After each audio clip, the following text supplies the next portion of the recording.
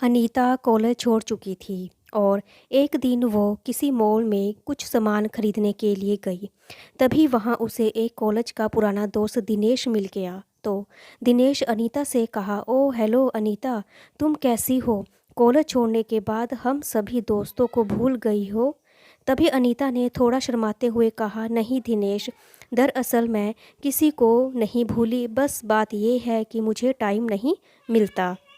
तभी दिनेश ने अनीता को ऊपर से नीचे तक उसे घूर कर देखने लगा और अनीता को देखकर वो अपने मन में ये सोच रहा था कि वाओ कितनी सुंदर है अनीता, इसका तो नंबर लेना ही पड़ेगा। वैसे अनीता शुरू से ही बहुत ही भोली लड़की थी और ये बात दिनेश जानता था। और दिनेश कॉलेज टाइम से ही बहुत ही फ्रेंड लड़का था, लेकिन ये बात अनीता को बिल्कुल नहीं मालूम थी। तभी दिनेश ने अनीता से कहा, अनीता चलो एक कप कॉफ़ी पीते हैं। तो अनीता ने मना किया, लेकिन दिनेश ने कहा कि यार पता नहीं फिर हम कब मिलेंगे, चलो ना यार। तब दिनेश उसका हाथ पकड़कर कॉफ़ी पिलाने ले गया और अनीता मना ही नहीं कर पाई। तभी दोनों ने कॉफ़ी भी पी ली। फिर अनीता जाने लगी तो दिनेश ने अनीता से बड़ी ही चालाकी से उसका नंबर भी मांग लिया और अनीता ने दिनेश को अपना नंबर ना जाने क्यों दे दिया। तब अनीता ने कहा कि दिनेश अब मैं चलती हूँ, शायद मुझे बहुत देर हो गई है, घर पर सब मेरी राह देख रहे होंगे। तो दिनेश ने फिर से अनीता का हाथ पकड़कर कहा, अरे यार प्लीज़ अनीता रुको तो सही, इतने दिनों में हम मिले हैं, 5 मिनट रुक जाओ बस। अच्छा ये बताओ कि तुम्हारा अब तक कोई बॉयफ्रेंड है या नहीं, या अभी तक तुम यूं ही शर्माती रहती हो? तो अनीता ने दिनेश से कहा कि नहीं दिनेश, मेरा कोई भी बॉयफ्रेंड नहीं है। तभी दिनेश ने चांस मारते हुए उससे कहा, अरे अनीता, तुम तो इतनी ज़्यादा खूबसूरत हो, फिर भी तुम्हें आज तक किसी ने प्रपोज नहीं किया। इस बात से अनीता थोड़ा उदास हो गई और इतने में ही दिनेश ने अनीता के कंधे पर हाथ रखते हुए कहा कि तुम चिंता मत करो अनीता, अब जल्दी ही तुम्हारी ज़िंदगी में एक बॉयफ्रेंड आने वाला है और वो तुमसे बहुत ही प्यार करेगा। और दिनेश ने अनीता के हाथ पर हाथ रख दिया और जैसे अनीता के अंदर कोई करंट सा लग गया हो। लेकिन शायद वो दिनेश की आंखों में उसका फ्रॉडपना बिल्कुल भी नहीं देख पाई कि दिनेश कितना बेकार आदमी है। वो दिनेश का हाथ अपने हाथ पर से भी नहीं उठा पाई।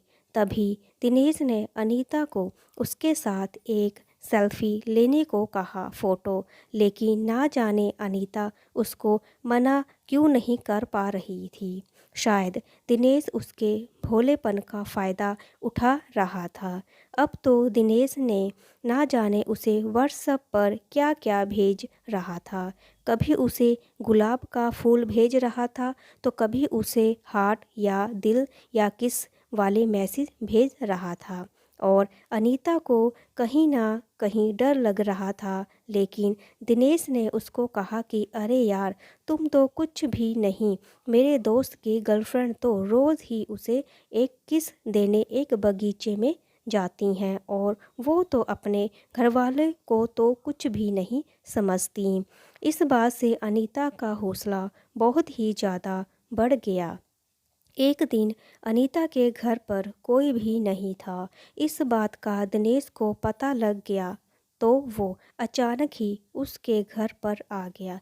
इस बात से अनीता बहुत ही डर गई, लेकिन वो तो ज़बरदस्ती ही अनीता के घर में बैठ गया और उसके यहाँ वहाँ हाथ लगाने लगा। और जब अनीता ने उसे रोकना चाहा तो दिनेश ने उसे आई लव यू कह दिया। अब अनीता उसे रोक ही नहीं पा रही थी, क्योंकि उसे पहली बार किसी ने आई लव यू कहा, मगर उसे दिनेश के अंदर का दरिंदा बिल्कुल भी नज़र नहीं आ रहा था। अब दिनेश को अनीता ने जाने को कहा, लेकिन दिनेश ने बदले में उसे एक किस मांगने लगा और उसके किसी न किसी जाते ही जाते कितनी किस ले ली। और किस लेते समय उसने उस साथ एक सेल्फी भी ले ली, यानी कि फ़ोटो। फिर वो वहाँ से चला गया। अब अनीता को बहुत ही ज़्यादा डर लग रहा था, लेकिन उसने दिनेश के बारे में अपने घर वालों को कुछ भी नहीं बताया। अब दिनेश पूरा दिन ही अनीता से फ़ोन पर बात करता रहता। एक बार दिनेश ने अनीता को एक होटल में आने को कहा, लेकिन अनीता ने उससे कहा कि दिनेश, तुम मुझसे एक बार शादी कर लो, फिर चाहे तुम मुझे कहीं पर भी घुमाने ले चलो। लेकिन फिर दिनेश ने जिद करते हुए कहा कि नहीं अनीता, मैं तुमसे बहुत प्यार करता हूँ और फिर एक दिन शादी भी कर लूँगा, तो फिर तुम्हें सिर्फ एक बार होटल में मेरे साथ चलने में क्या हर्ज है। तब अनीता ने कहा, दिनेश, शादी से पहले ये सब करना गलत होगा। तभी दिनेश ने बड़ी ही चालाकी से उससे कहा कि चलो अनीता, मैं तुम्हारे साथ कुछ भी गलत नहीं करूँगा, लेकिन बस एक बार तुम मुझसे मिलने होटल में आ जाओ और 10 मिनट मुझसे बात करके चली जाना। अब अनीता उसकी बहकी बातों में आ गई और उसने होटल में आने के लिए दिनेश को हाँ कर दिया। और तो वह अपने घर वालों को भी कुछ भी नहीं बताया और वो दिनेश के पास उस होटल में पहुंच गई। और जैसे ही अनीता वहां गई तो दिनेश ने उसे एक कोल्ड ड्रिंक में, यानी कि किसी पीने वाली चीज़ में नशे की दवा मिलाई और पिला दी। अब धीरे धीरे उसे नशा होने लगा। तभी अचानक अनीता के सामने दिनेश का एक दोस्त भी आ गया और वह दोनों ही अनीता को देखकर मुस्कुरा रहे थे।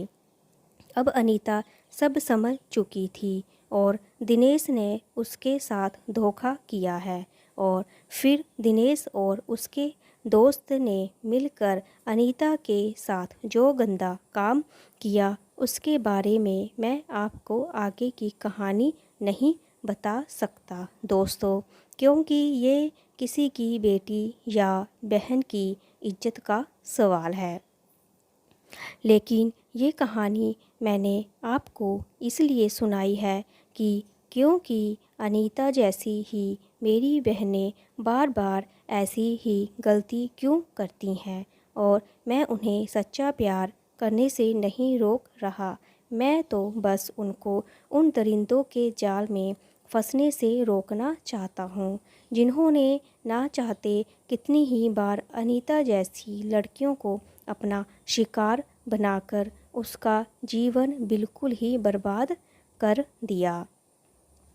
और इसके आगे, फिर इसलिए मेरी प्यारी बहनों, प्यार करो मगर सच्चा। और हाँ, अगर कोई लड़का आपको शादी से पहले होटल में या किसी अनजान जगह मिलने को कहे तो समझ जाना कि आपकी इज्जत और आपका जीवन बहुत ही ज़्यादा खतरे में हो सकता है। और अगर आपको आपके बॉयफ्रेंड पर पूरा विश्वास भी हो तो प्लीज़ एक बार अपने घर वालों या किसी भी नज़दीक सहेली से बात ज़रूर कर ले, ताकि आपका जीवन हमेशा सुरक्षित रहे। अगर आपको मेरी ये वीडियो अच्छी लगी तो लाइक करें, शेयर करें, सब्सक्राइब करें। Thank you so much.